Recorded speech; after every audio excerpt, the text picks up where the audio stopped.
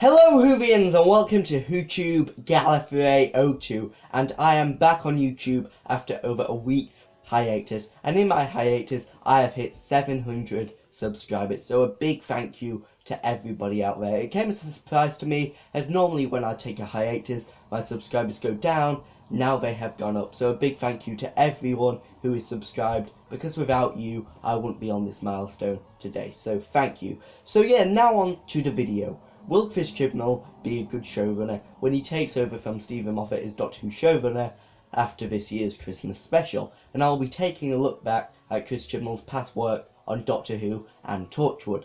So Chris Chibnall's first Doctor Who story he wrote was 42 in Series 3 of Doctor Who.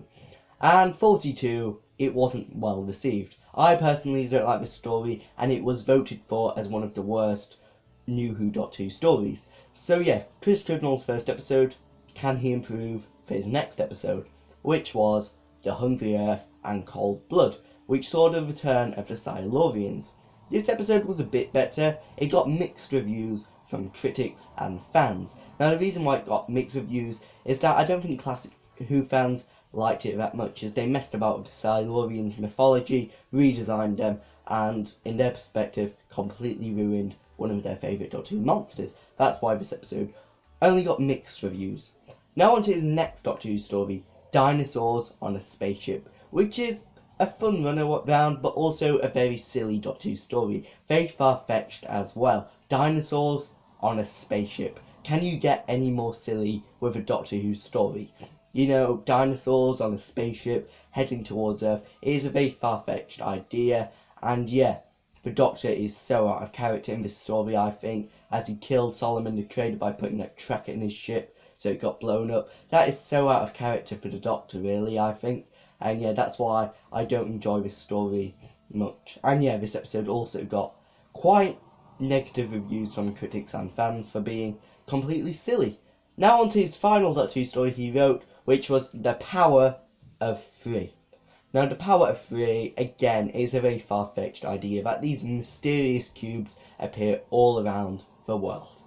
Had some good cameos in it from Brian Cox and Alan Sugar, but overall this episode was very far-fetched, wasn't received well from critics, and yeah, the conclusion was very rushed. What's to say that the Shadow won't come back with another spaceship and release more cubes? It could well do that. And yeah, there has been many Doctor Who stories set after this, and there's been no cubes. Where have the cubes gone?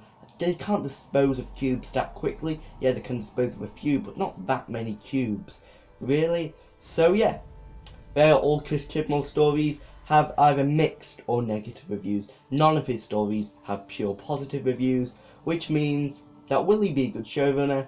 Well, he might be, but it is looking unlikely, as his past Doctor Who episodes have got mixed or negative reviews, no positive ones. So yeah, he may have improved, but at this point in time, he may be a bad showrunner. Now his Torchwood stories. So he first wrote Day One, his first Torchwood episode he wrote.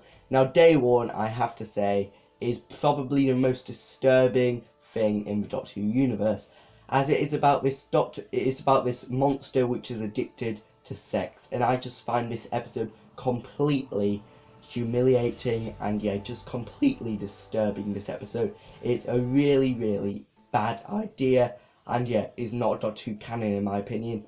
Very, very silly idea, and yeah, Chris Chibnall's first impressions to Doctor Who. Now his next story, Cyberwoman, which I don't like, but quite a few people like this story, so it's alright really. Now on to Countryside, which is more of a horror episode of Torchwood rather than a normal episode of Torchwood. And yeah, this episode got mixed reviews for taking a more darker tone in the Doctor Who universe, but also got some negative reviews for being too gruesome and stuff like that. Now on to his final story of season 1 of Torchwood, which was End of Days, which I like and a lot of people like, and it got overall very positive reviews.